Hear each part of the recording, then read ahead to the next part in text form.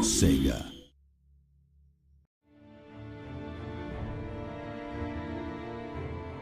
So when we're adding a race to the game, the first thing to do obviously is just play that race on the tabletop game and really get to understand its strengths, its weaknesses, what makes them tick, so that we really understand the IP thoroughly and what it is we're going to try and recreate in a Total War game. The Wood Elves in Warhammer are fairly different from what you'd expect from an elven race that you might find in other lores and mythology.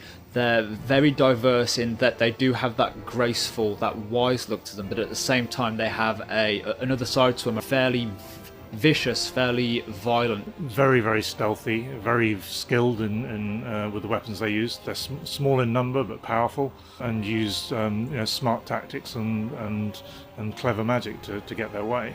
There are various quite powerful creatures that they can call upon.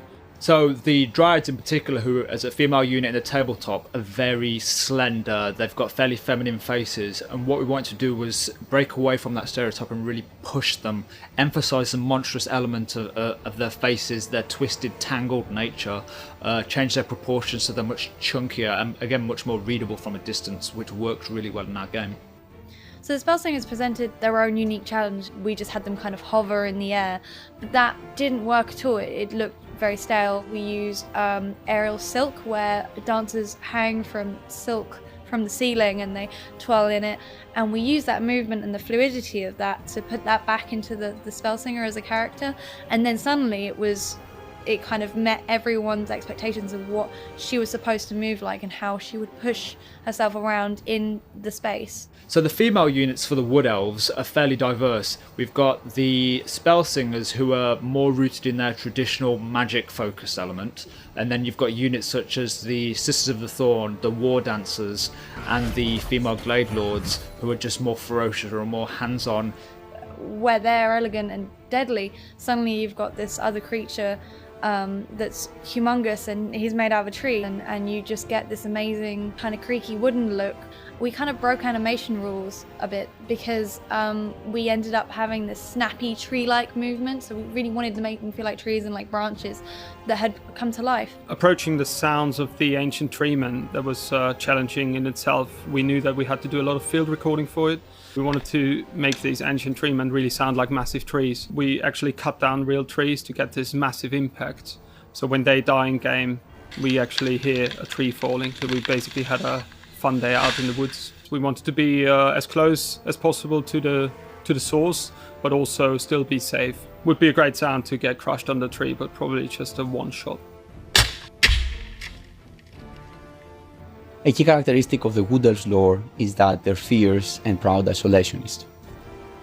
That created some issues when we tried to integrate Wood Elves in the Total Warhammer universe. So we wanted to create a set of mechanics that encouraged you out into the world. As you go and explore the rest of the world, what you're doing is you're building that inner core and that homeland up. So it will create a very, very different feel to any other race that we've ever done in Total War.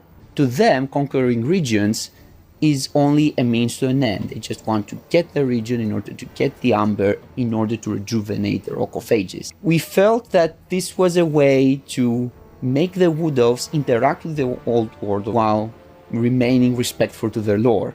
There's a number of different departments and different people with different ideas as to how we should be recreating the Wood Elves in the game. When you have a treeman, everyone's got a different opinion on how they should move. The fun part is then finding everyone's ideas and making them come together and making a collaboration. And generally, as we're developing, we really want individual teams and individual people to be able to express themselves and put their own slant on things. And you see the quality of their work individually and as a team just shines through the end product. In the end, we're all working towards making the product great and always raising the bar of the quality with every DLC. There's a number of Warhammer Fantasy fans in the office already and on the team. We had a competition recently which was take a character from the game and just fight one-on-one, really quick battles. It's enormously good fun. And I managed to beat Durthu with my sneaky shaman riding a Ragnarok, because he was basically better than me on paper, but I turned him into a toad and stomped on him, which was very gratifying. and it's really helped generate that extra level of passion. Even if you haven't bought the DLC, the world that you're playing in is just getting richer and richer and more diverse. The experience I had playing as Empire now than I did when the game was first released was markedly different. I was surrounded by beastmen, hordes coming in and attacking me. I had Belagar and Skarsnik on my doorstep, and everyone who has bought the tentpole game will see that evolution of the game, the polish, the balance. So we're constantly moving on and making things better.